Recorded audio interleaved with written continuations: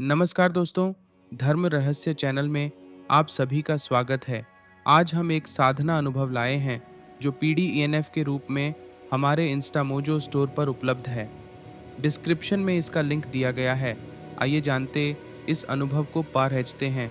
इनके ईमेल पत्र को ईमेल द्वारा प्राप्त अनुभव। नाम व स्थान गोपनीय रखने का अनुरोध।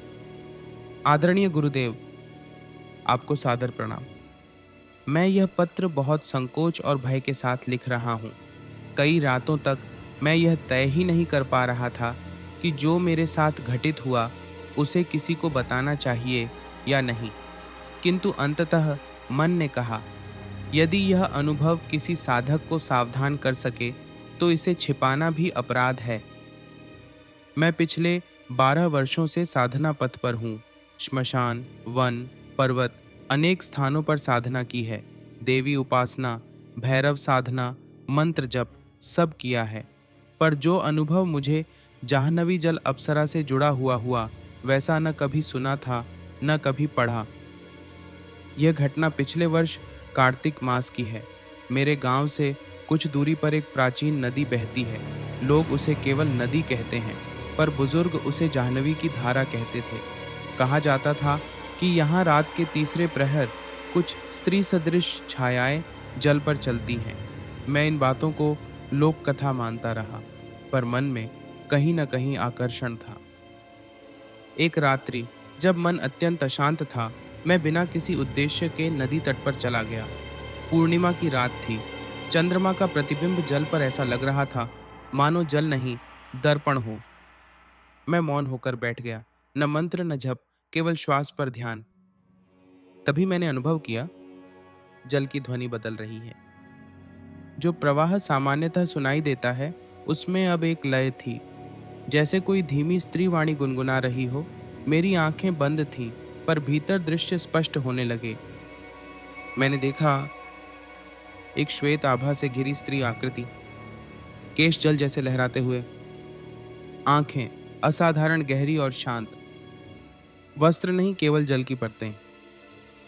मैंने आंखें खोल दी, सामने कुछ नहीं था, पर तभी मेरे चारों ओर ठंडक फैल गई। हवा में कमल और गीली मिट्टी की गंध थी। शरीर के रोंगटे खड़े हो गए। मन ने कहा, यह भ्रम है, पर हृदय कांप रहा था। उस रात घर लौटकर मैं सो गया, पर नींद सामान्य नहीं थी।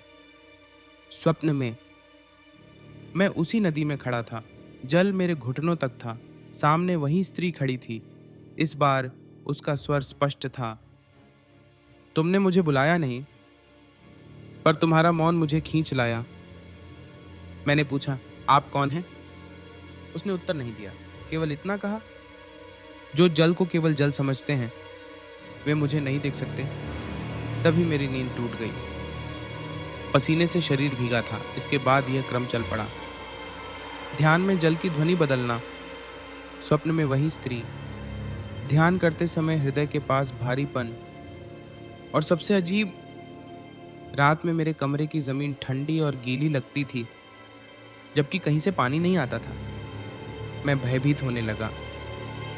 मैंने कोई साधना प्रारंभ नहीं की थी, कोई मंत्र नहीं किया था, फिर भी यह सब क्यों? एक रात स्वप्न में उसने स्पष्ट कहा, यदि आकर्षण से आगे बढ़े तो लौटना कठिन होगा।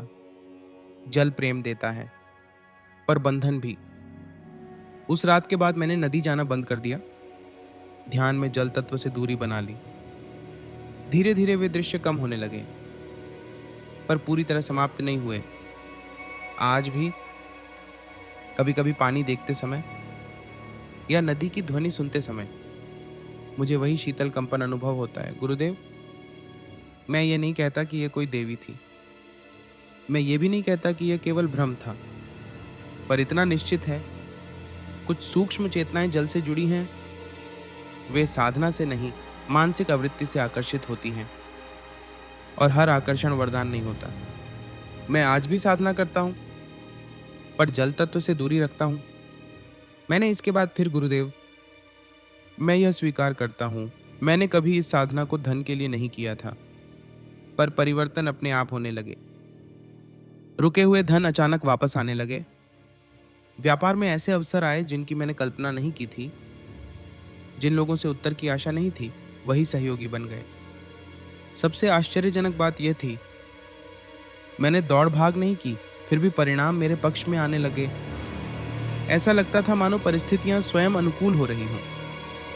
यदि आप उचित समझें, तो इस अनुभव को चैनल पर साझा करें, ताकि साधक केवल आकर्षण में न पड़े। आपका शिष्य, नाम गोपनीय।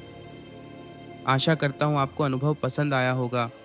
कोई अगर इस 3 दिवसीय साधना करना चाहता है, लिंक वीडियो के डिस्क्रिप्शन बॉक्स में दिया गया है। आप सबका दिन मंगलमय हो। जय मां पराशक्ति।